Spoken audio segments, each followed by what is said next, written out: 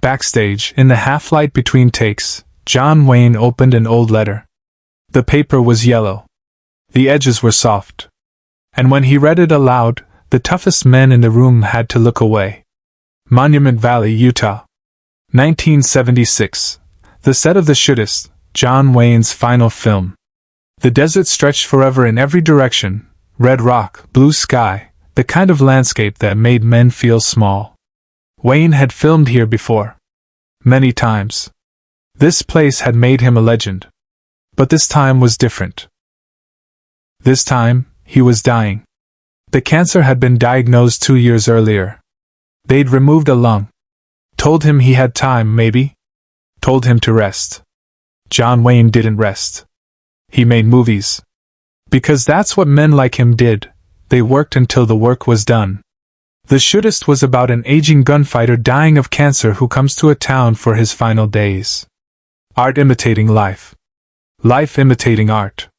Wayne knew what he was playing. Everyone on set knew. Nobody talked about it directly. That wasn't how it was done. The day's shooting had wrapped early. Technical problem with one of the cameras. The crew was restless, milling around the dusty backstage area where the trailers and equipment trucks formed a small city in the desert. Stunt men sat on crates, smoking. Grips coiled cables. The light was turning golden, that magic hour when the desert became something else entirely. Wayne sat in his director's chair outside his trailer. The chair had his name stenciled on the back in block letters. He'd sat in chairs like this for 40 years. His hands rested on the armrests, big hands scarred and weathered, the hands of a man who'd done his own stunts longer than was smart. In his lap was an envelope. Old. The kind that had been carried in a pocket for a long time, folded and unfolded, the paper worn soft at the creases. No one had seen him take it out. But there it was. Wayne stared at it for a long time. Long enough that people started noticing. Long enough that the ambient noise of the set, the conversations, the laughter, the distant sound of someone hammering something, began to fade. He opened the envelope. Pulled out a single sheet of paper. Unfolded it slowly, carefully, like it might fall apart. Read it. His jaw tightened. His eyes closed briefly. When he opened them again, he looked older than he had a minute before. "Eddie," Wayne said quietly. Not loud. Just enough. Eddie Fowler, the film's stunt coordinator, looked up from across the dusty lot. He was 43, built like a brick wall, had doubled for Wayne in 3 films. He'd been thrown through windows, kicked down stairs, dragged by horses. He'd never flinched. He walked over slowly, reading Wayne's face, trying to understand what he was seeing there. "Yeah, Duke?" Wayne held up the letter. "You remember Billy Cooper?" Eddie's expression changed. "Cooper? Yeah. I remember. He wrote me this. 22 years ago. Korea." Wayne didn't raise his voice. He didn't have to. Eddie stood there, hands in his pockets, waiting. Other crew members had started drifting closer without quite meaning to. Something in the air. The way Wayne was sitting. The way he was holding that paper. Billy was 19. Wayne said, still looking at the letter. "Marine. He wrote me from Incheon 3 days before they shipped north. Said he'd seen every picture I'd made. Said he wanted to be a stunt man when he got home. Asked if I'd give him a shot." Wayne paused. The desert wind moved through the camp, lifting dust. I wrote him back. Told him to look me up when he got stateside. Told him I'd put him to work. Gave him my word. Eddie didn't move. Didn't speak. "Billy didn't make it home," Wayne said. "Froze to death at the Chosin Reservoir. December 1950. 22 years ago this month." The men standing within earshot went very still. A couple of the stunt guys looked at each other. One turned away, facing out toward the desert. Another took his hat off, held it in both hands. Wayne folded the letter carefully, put it back in the envelope, set it on the small table beside his chair. "I never forgot that promise." "Couldn't." He asked for something simple? Work. A chance. And I said yes. But he never got to collect. He looked up at Eddie. Then past him, at the dozen or so men who'd gathered. Hardened men. Men who'd been kicked by horses, broken bones, bled on camera. Men who didn't cry. Billy's nephew is coming to the set tomorrow, Wayne said. Kid's 21. Wants to be a stunt man. His mother called my office last month. Told me Billy carried my letter with him in Korea. They found it in his gear after. She kept it. Gave it to the nephew when he turned 18. Now the kid wants to work in pictures. Wayne's hands were steady on the armrests. His voice was steady. But something in his eyes wasn't. I made Billy Cooper a promise 22 years ago. He died before I could keep it. But his nephew's coming tomorrow. And I'm going to keep that promise now. I'm going to put him to work. Because a man's word doesn't expire when the other man dies. It just waits. Nobody said anything. The desert wind was the only sound. Then Eddie cleared his throat, nodded once, and turned away. Because what else could he do? What else could any of them do but turn away from the weight of that? One of the older stunt men, a guy named Frank who'd worked with Wayne since the 40s, took 3 steps backward and sat down on a crate. He put his face in his hands. Not crying. Just unable to carry it standing up. Away from the cameras, Wayne made a choice no one expected. That night, Wayne stayed up late in his trailer going through old correspondence. He had boxes of it. Letters from soldiers, from kids, from parents of soldiers who hadn't come home. He read them all. Every one.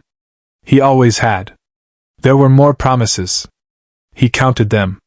7 letters from men who'd asked for work, for meetings, for chances, who'd died before collecting. 7 promises he'd made and never fulfilled because the other party had ceased to exist. Wayne made a list. Names. Dates. What he'd promised. Then he started making phone calls. By morning, he tracked down 6 families. 6 men who'd died between 1943 and 1973, each one having written to John Wayne asking for something small, a signed photo for a brother, a visit to a hospital, a chance to work in pictures, a recommendation letter. Wayne had said yes to all of them. And then they died. And he'd carried those promises like stones. He was going to fulfill every single one. Subscribe and leave a comment, because the most important part of this story is still unfolding. Billy Cooper's nephew arrived on set the next morning. His name was Michael Cooper. He was tall, lean, nervous. He wore jeans and boots and a shirt that was too clean, like he'd bought new clothes for this. He carried a folder, his resume, what little experience he had. Wayne met him outside the same trailer, at the same chair. The morning light was harsh, unforgiving. Wayne stood slowly. The cancer made everything harder, but he didn't show it, and extended his hand. Michael Cooper, Wayne said. Not a question. A statement. Yes, sir, Mr. Wayne. I can't tell you how much. Duke, Wayne interrupted. You'll call me Duke. Everyone does. Yes, sir. Duke. Wayne gestured to the second chair. Sit down. They sat. Wayne pulled out the old letter, the one Billy had written from Korea, and laid it on the table between them. Your uncle wrote me this. I told him I'd give him work. I'm going to give you that work instead. Not because of charity. Not because I feel guilty. But because I made a promise to your uncle, and a promise doesn't die just because a man does. Michael's eyes were wet. He didn't try to hide it. My mom told me about the letter. She said Uncle Billy read it every day in Korea. Kept it in his jacket. When they sent his things home, the letter was still there. Folded up. Right over his heart. Wayne's jaw worked.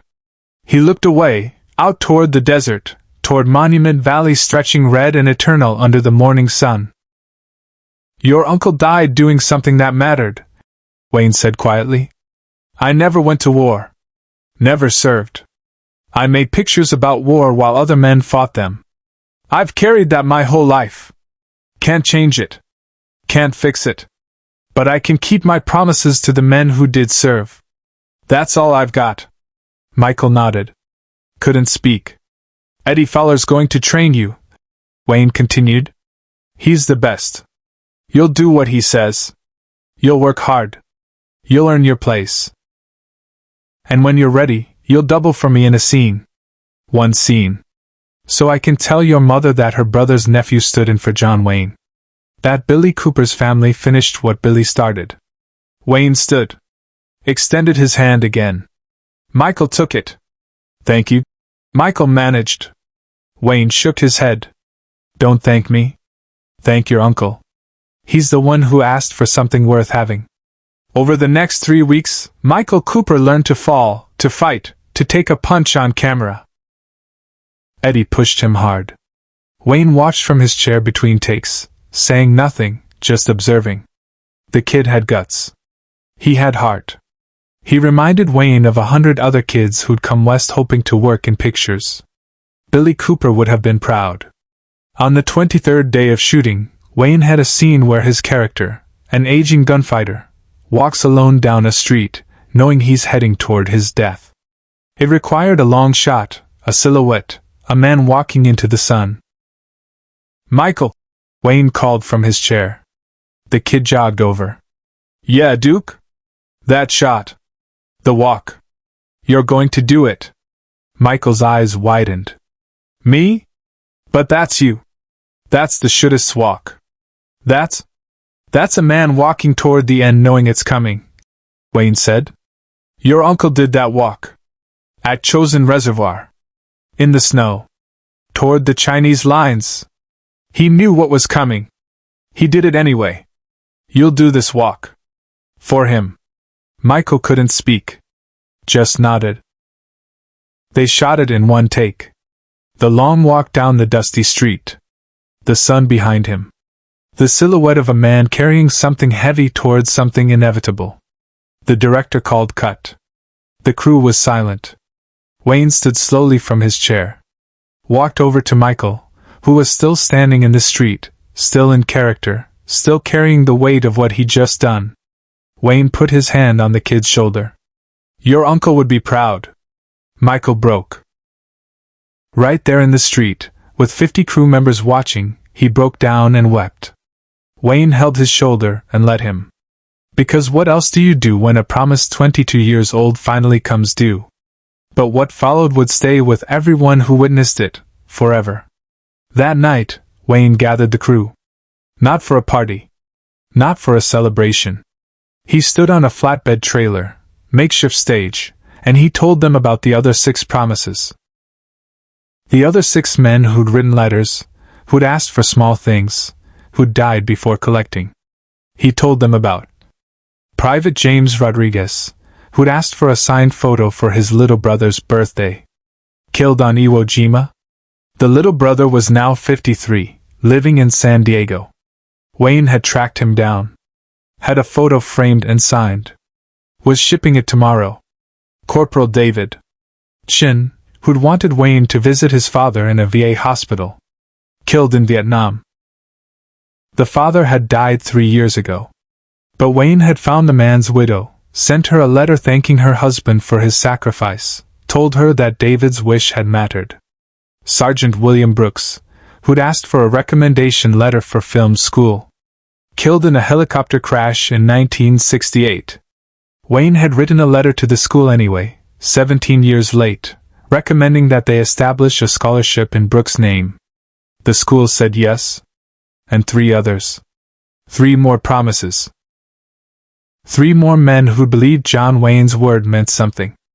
I'm 70 years old, Wayne said to his crew that night, his voice carrying across the desert camp. I've made 180 pictures. Won an Oscar.